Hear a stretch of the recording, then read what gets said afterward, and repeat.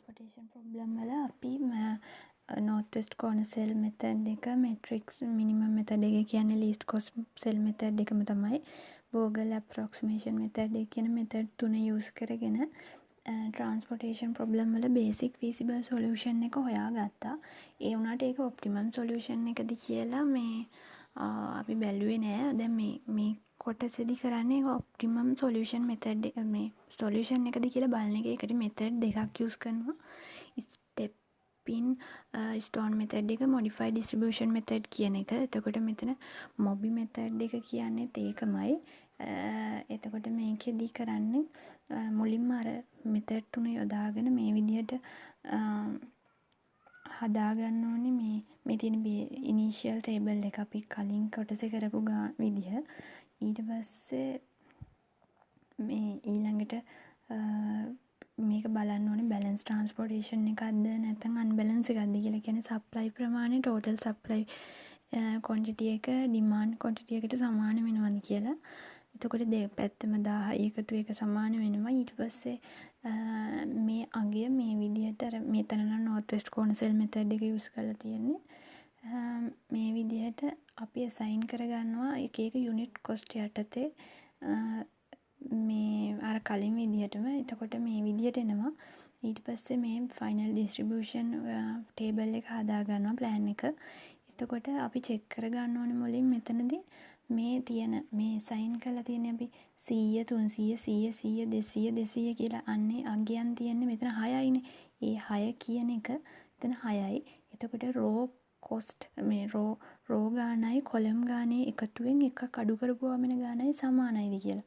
කියන්නේ raw column වල එකතුව 7ක් වෙනවා. මෙතන raw 3යි raw 4යි column 3යි 7යි එකක් අඩු කරපුවම 6යි. එතකොට මෙතන values assign කරලා තියෙන cell ගානත් 6යි වෙනවා. ඒ නිසා 6 ඒක සමානයිද කියලා බලනවා. එහෙම සමාන නැත්නම් ඒකට අපි කියන්නේ degenerate transportation problem එකක් කියලා. මෙතනදී එහෙම නෑ. මේ දෙකම සමාන වෙලා තියෙනවා. ඒ නිසා අපි ඊළඟ පියවරට යනවා. මෙතනදී මේක optimum solution එකද කියලා බලන්න. එතකොට මෙතනදී අපි මුලින්ම මේ raw ටිකයි cell ටිකයි නම් කරගන්න ඕනේ. මෙතකට raw නම් කරනවා. දැන් පළවෙනි raw එක U1, දෙවෙනි raw එක U2, U3, U4 කියලා raw ටික නම් කරගන්නවා. ඊට පස්සේ column ටිකත් V1, V2, V3 කියලා නම් කරගන්නවා. ඒ කියන්නේ V1 කියන්නේ පළවෙනි destination එක. දෙවෙනි destination එක V2. ඊට column නම් කරගන්නවා. ඊට පස්සේ මේ තියෙන සමීකරණෙන් අපි මේ අගයන් ටික ගන්න ඕනේ. ඒ කියන්නේ මම පෙන්නන්නම්. මේ විදිහට දැන් මෙතන මේ සමීකරණය තමයි අපි පාවිච්චි කරන්නේ. ඒ කියන්නේ Cij කියන්නේ U කියන මෙන්න මේ අගය මේ පැත්තේ තියෙන මේ row එක එකතු කරනවා ui vj කියන්නේ. ඒ කියන්නේ දැන් මෙන්න මේ Cij කියන්නේ මේ අපි අගයක් assign කරලා තියෙන column වල මෙතන තියෙන value එක. එතන මේ unit cost එක තමයි මේ Cij කියන්නේ. එතකොට මෙතන unit cost එක වෙන්නේ 2. එතකොට මේ සමීකරණය යටතේ 2 ගත්තාම අපි ui කියන්නේ මෙතන මේ දෙකට අදාළ වෙන u1 කියන එක. u1 ධන මෙතන දෙකට අදාළ වෙන්නේ v1 කියන එක. v1 එතකොට හැම වෙලෙම අපි මේ u1 කියන්නේ බිඳුව කියලා assume කරනවා. එතකොට මෙතන දෙක සමානයි බිඳුව ධන v1. අපි මේ v1ට අගයක් දන්නේ නැහැ. එතකොට ඒක තමයි අපිට දැන් මෙතන හොයාගන්න ඕනේ. දැන් අපි දන්නවා u1 කියන්නේ බිඳුව කියලා දන්නවා. ඒ උනාට අපිට තව මෙතන තියෙනවා අගයන් හොයාගන්න u2 u3 u4 vi මෙන්න මේ වගේ අගයන් දන්නේ. අපි මෙතන බිඳුවයි කියලා විතරයි දන්නේ. ඒ අගයන් හොයාගන්න මුලින්ම මෙන්න මේ assign කරලා තියෙන cell වලට cell වලින් values හොයාගන්නවා මෙන්න මේ uv method එකෙන්. එතකොට මෙතන මේකට අගයක් මෙතන මේ සමීකරණයට ආදේශ කරපුවාම v1 සමානයි. එතකොට මේ බිඳුව මේක තනි කරලා මේ බිඳුව මේ පැත්තට ගෙනිච්චාම 2 අඩු කිරීම බිඳුව කියන්නේ 2ම තමයි. එතකොට V1 කියන්නේ බිඳුවයි. එතකොට V1 කියන්නේ 2යි sorry. ඊට පස්සේ ඊළඟට 2 ගත්තා. ඊට පස්සේ 1 ගන්නවා. එක තමයි මෙතන Cij වලට එන්නේ. එතකොට U1 වලට එන්නේ මෙතන U2 plus VI. U2 plus VI. U2 කියන අගේ අපි දන්නේ නැහැ. හැබැයි VI කියන එක කලින් හොයාගත්තා. එතකොට 1 සමානයි U2 ධන මෙතන අගේ 2යි.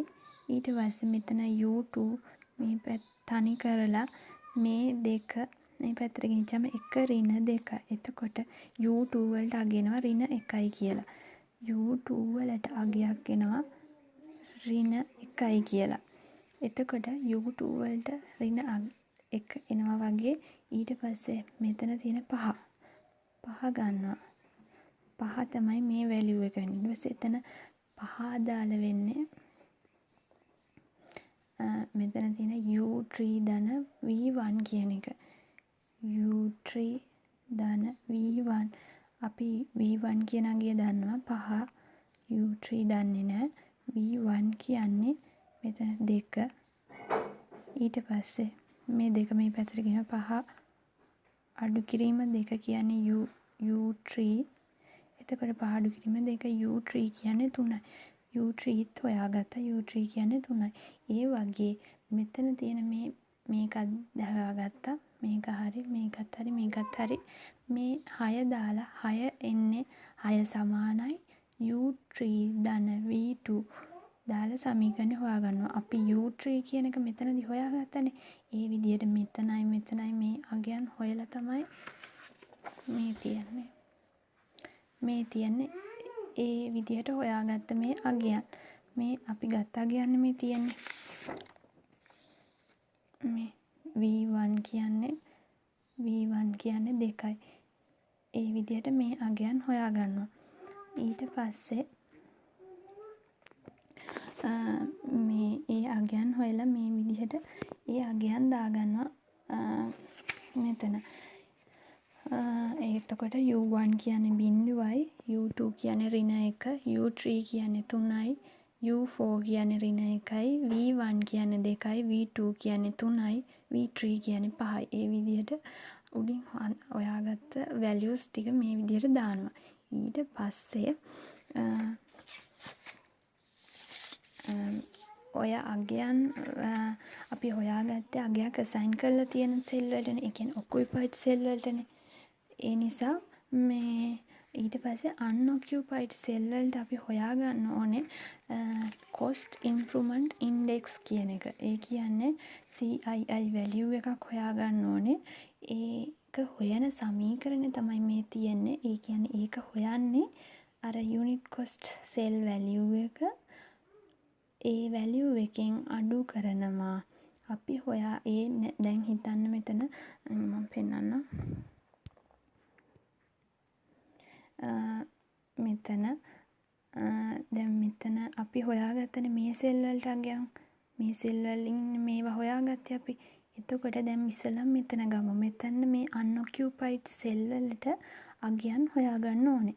එතකොට දැන් ඉස්සෙල්ලාම මේ 3 ගමු. 3 ගත්තාම 3ට අදාළ වෙන්නේ 3 තමයි දැන් මෙන්න මේ සමීකරණය.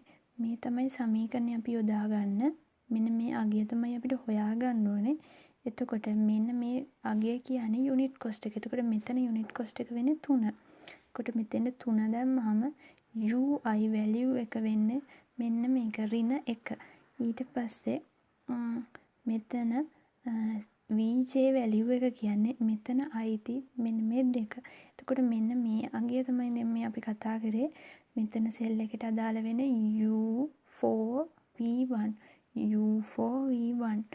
එතකොට මෙතන හොයපුවාම 3 කියන්නේ මේ වැලියු එක, ඍණ 1 කියන්නේ මේ වැලියු එක, ඍණ 2 කියන්නේ මේ වැලියු එක. ඍණ 2 නෙමෙයි එතන අඩු කිරීම 2. මෙතන ඍණ ධන වෙනවා 3 ධන 1 ඍණ 2 කියන්නේ 2යි. උත්තරේ 2 වෙනවා. එතකොට මෙන්න මෙතන අගය 2. ඒ විදිහට මෙන්න මේ ඔක්කොම හොයාගන්න ඕනේ. මෙන්න මේ සෙල් එක, මේ සෙල් එක, මෙතන ඒ හැම තැනකටම අගයන් හොයාගන්න ඕනේ. එතකොට මේ හොයාගත් අගයන් තමයි තියෙන්නේ 1 4 3 1 ඍණ 1 2.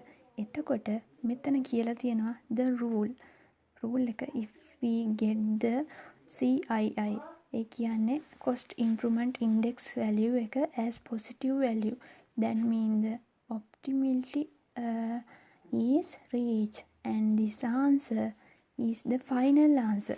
මෙතන ඔක්කොම value ඇවිල්ලා තියෙන්නේ positive value නම් මේක තමයි final answer එක. ඒ කියන්නේ මේක තමයි optimum solution එක. මෙතනින් ආයෙ ඉස්සරහට යන්න ඕනේ නැහැ. But if we get any negative value අපිට negative value එකක් ආවා නම් further develop can be see and we need to proceed with the sum in the next step. ඒ කියන්නේ අපිට negative value එකක් ආවා නම් අපි තව දුරටත් මේක develop කරන්න ඕනේ. එතකොට ඒ විදිහට තවදුරටත් ඩෙවලොප් කරනකොට අපි අඳුර ගන්න ඕනේ අර නෙගටිව් වැලියු එක ආව සෙල් එක මොකක්ද කියලා. නෙගටිව් වැලියු එක මෙතනදී ඇවිල්ලා තියෙන්නේ U3 V3 කියන සෙල් එකේ. එතකොට U3 V3 කියන සෙල් එක තමයි මෙතනදී මේ බේසික් සෙල් එක කියලා අඳුනගෙන තියෙන්නේ. එතකොට එතන නෙගටිව් වැලියු එකක් ඇවිල්ලා තියෙන්නේ. නෙගටිව් වැලියු එකක් ඇවිල්ලා තියෙනවා කියන්නේ අපි තවදුරටත් ඒක ඩෙවලොප් කරන්න ඕනේ. ඒ කියන්නේ දැන් මම ඒ කොටස විතරක් ඇඳලා ගත්තොත් ඒ කියන්නේ මේ 100යි 200 මෙතන ගන්නම් පොඩි කොටසක් විතරක්. ඒ කියන්නේ මෙතන මේ නෙගටිව් වැලියු එක අයින් කරන්න ඕනේ. නෙගටිව් ඉම්පැක්ට් එක නෙගටිව් බේසික් සෙල් එකේ තියෙන නෙගටිව් වැලියු අයින් කරන්න අපි මෙතන යොදා ගන්න ඕනේ ලූප් එකක්. ලූප් මේ තියෙන්නේ ඒ කියන්නේ නෙගටිව් වැලියු එක අයින් කරන්න ඕනේ. එතකොට මෙතනදී මෙන්න මෙහෙම දැන් මෙතන තියෙන මේ 5 යුනිට් කොස්ට් එක D2 U2 කියන සෙල් එක D2 U2 කියන 5 ඉඳලා එතන ඒ තියෙන 5 6 7 2 4 කියන ඒ කොටස විතරක් මම වෙනම කරලා ගත්තොත් එයාලට පේනවා මෙන්න මේ විදිහට එන්නේ. මේ විදිහට එන්නේ. ඒ කියන්නේ මම ගත්තේ මෙන්න මේ කොටස.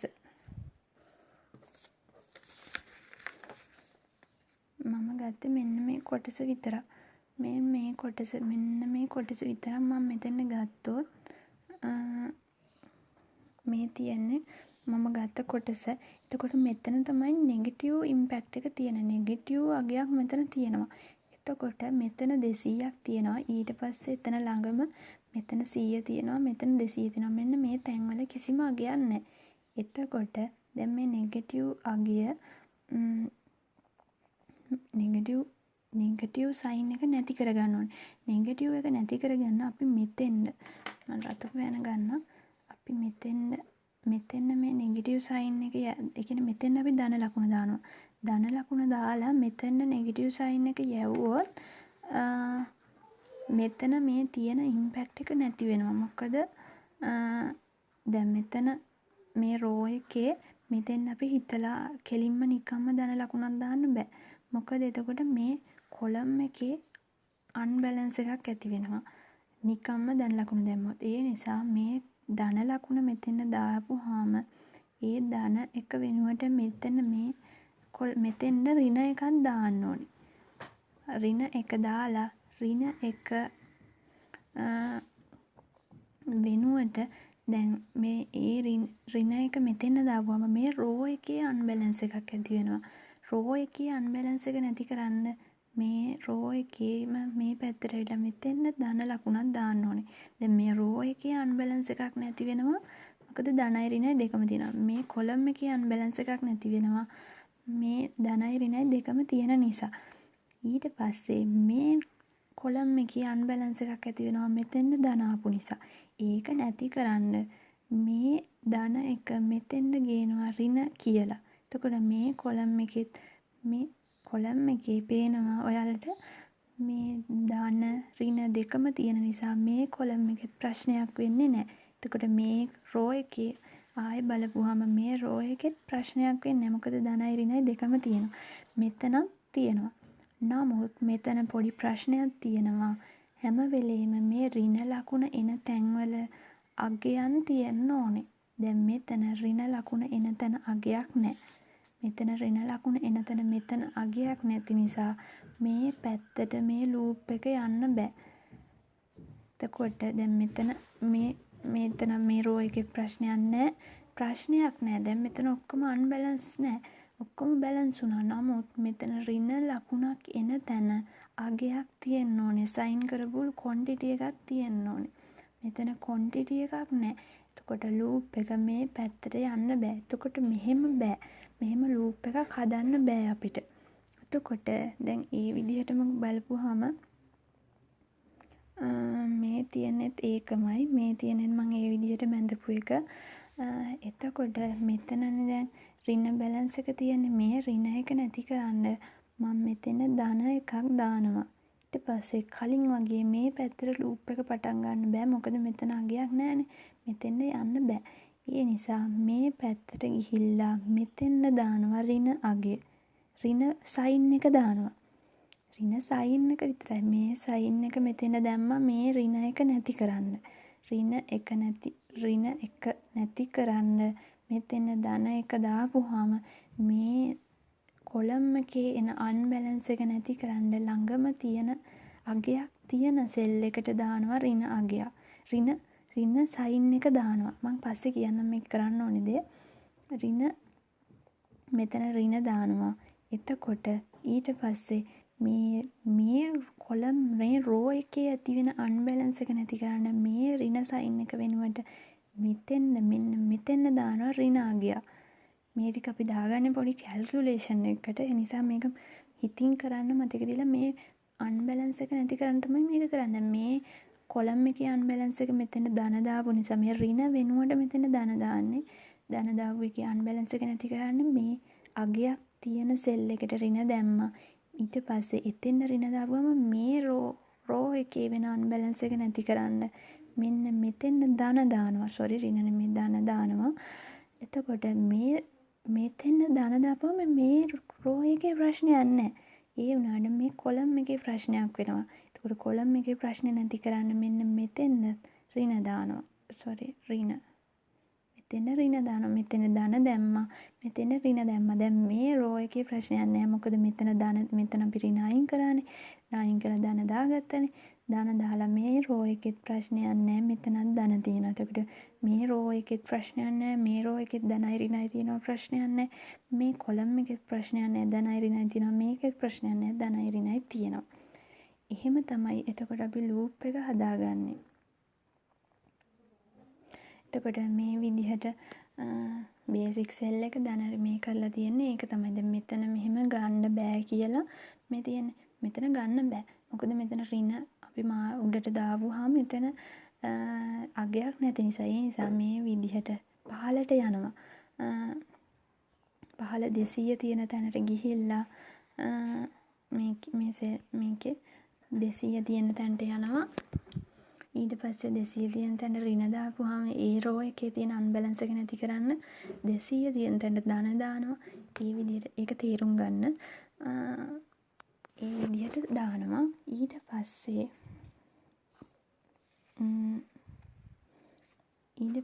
තමයි කරන්න තියෙන්නේ. දැන් මතක තියාගන්න. දැන් ඊට පස්සේ මෙන්න මේ ඍණ අගයන් තියෙන තැන මේ ඍණ අගයන් තියෙන තැන මේ ඍණ අගයන් තියෙන්නේ මෙතනයි මෙතන. ඍණ අගයන් තියෙන තැන වැලියුස් දෙක තියෙනවනේ. මෙන්න මේ වැලියු එකයි මේ වැලියු එකයි. මේ වැලියු දෙකෙන් අඩු අගය බලනවා. මොකද මේකෙන් අඩු අගය 100නේ. එතකොට මේ 100 අඩු අගය 100නේ. 100 මේ ධන ලකුණු තියෙන තැන් දෙකටම එකතු කරනවා.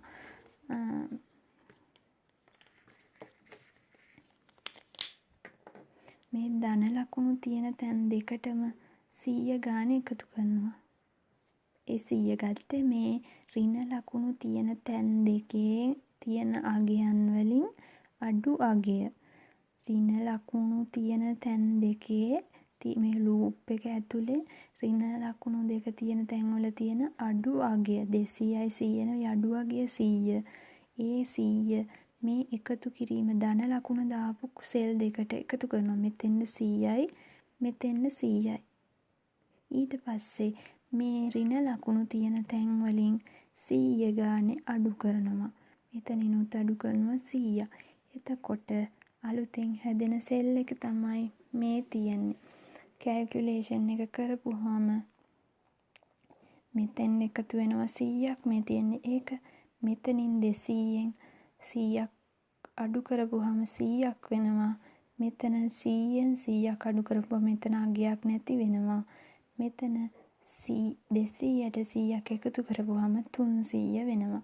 එතකොට අලුත් ටේබල් එක මේ අනිත් සෙලුත් මේ විදිහට එන්න ඕනේ. මම ඒව අඳින්න නැතුව මේ පොඩි කොටස ගත්තේ. ඒ විදිහට අර ලූප් එකෙන් අපි කරේ එක තමයි මේ අගයන් දාලා ආය මතක් කරොත් ඍණ අගයන් තියෙන තැන් දෙකෙන් අඩු අගය අරන් එකතු කිරීමේ ලකුණ තියෙන සෙල් දෙකට එකතු කරනවා. අඩු කිරීමේ තියෙන සෙල් දෙකෙන් අඩු කරනවා. කරලා ඒ අගයන් මේ විදිහට දානවා. එතකොට ඒක කරලා මේ තියෙන්නේ ඒක ඒ විදිහට කරලා අලුතෙන් ටේබල් එක හදනවා මේ විදිහට. අලුතෙන් ටේබල් එක හදලා මේ විදිහට මේ ටෝටල් ට්‍රාන්ස්පෝර්ටේෂන් කොස්ට් එක මේ විදිහට බලනවා. එතකොට ආය අපි බලනවා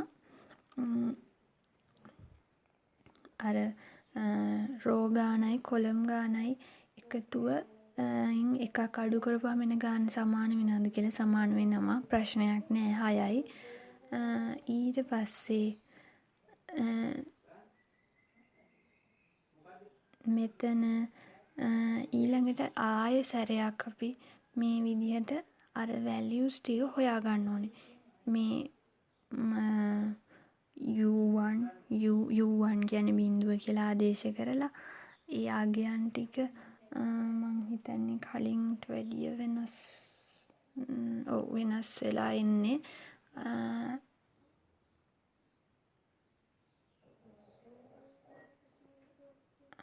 මෙතන 300 එන්න ඕනේ නේද?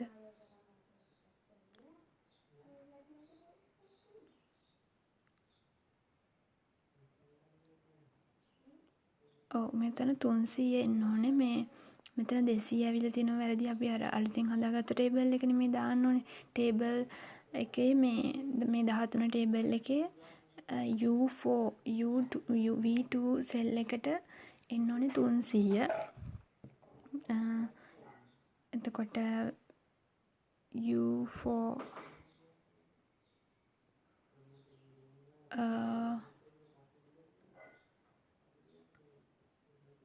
ඊට පස්සේ මේ අගයන් ටික මේ U4 V3 සෙල් එකට මෙතන 100 එන්නේ. ඒ ටික අගයන් ටික දාලා මේ ඊළඟ සමීකරණේ අපි හොයාගත්තාම ඊළඟ සමීකරණයෙන් ඊළඟ මේ අන්ඔකියුපයිඩ් සෙල් වලට අගයන් හොයාගත්තාම පේනවා මෙතන ඔක්කොම අගයන් ටික ඇවිල්ලා තියෙන්නේ මේ ධන අගයන් උත්තර වලට. එතකොට ඒ කියන්නේ මේ ඇවිල්ලා තියෙන්නේ අපේ ෆයිනල් ආන්සර් එක. එතකොට මේ විදිහට ටේබල් එක අවසානට ෆයිනල් ඩිස්ට්‍රිබියුෂන් ප්ලෑන් එක එන්නේ මේ විදිහට.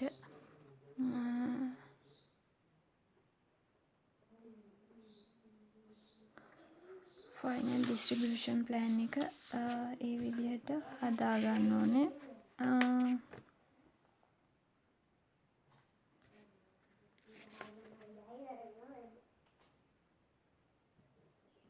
හදලා මේ ඒ විදිහට තමයි ඔප්ටිමම් සොලියුෂන් එකද කියලා අපි බලාගන්නේ මේ ධන අගයන් ආවහම.